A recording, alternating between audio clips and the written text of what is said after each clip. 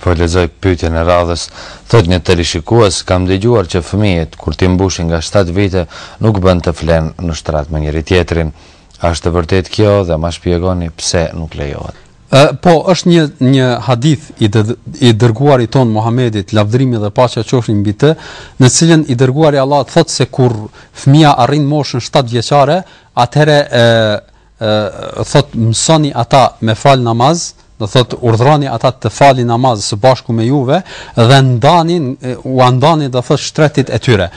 Do thot qëllimi është fillimisht do thot ta sqarojmë ndarjen e shtretërve, është se zakonisht neve e dim, posaçërisht në kohrat e hershme kur s'kan qenë mundësit ato mbulojat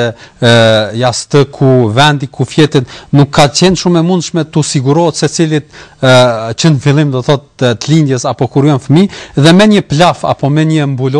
i kanë mbulu do thot 2 fëmijë apo 3 për shkak do thot rrethanave që kanë qenë. Edhe pse në kohën bashkëkohore kjo është pak më e rrallë, edhe pse ndodh kjo posaçërisht në shoqërinë tonë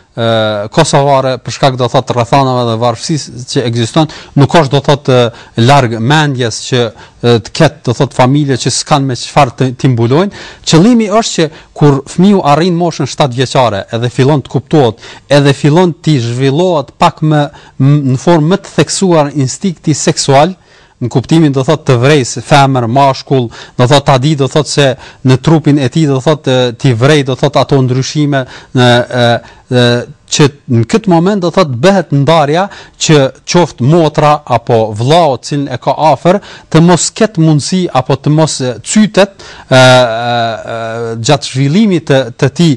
të hershëm dhe zhvillimit të instinktit seksual që ti formohet ndonjë opinion apo ndonjë bindje apo ndonjë prekje e cila mund t'i shkaktojë do thot probleme pasi që ta arrin moshën e pjekurisë apo gjatë moshës së adoleshencës. Për arsye, domthon kjo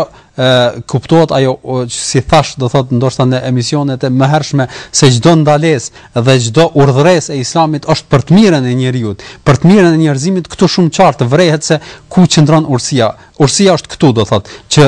një fëmijë të zhvillohet edhe kur të fillon të zhvillohet ai instinkti seksual, të zhvillohet në formë normale, mos të ketë disa tejkalime, cilat mund të ndodhin ndërmjet fëmijëve, zakonisht në gjumë, qoftë edhe në lozje, edhe në zhveshje, do thotë të paqëllimta që të krijohen do thot disa bindje, cilat ndoshta në shiqim të parë atë moshë mos kenë kurfar efekti. Mirë po gjatë zhvillimit, posaçërisht në kohën e adoleshencës, ato mund të mbesin si fotografi, edhe mund të shkaktojnë do thot probleme, edhe të ketë devijime në kuptimin e prirjes seksuale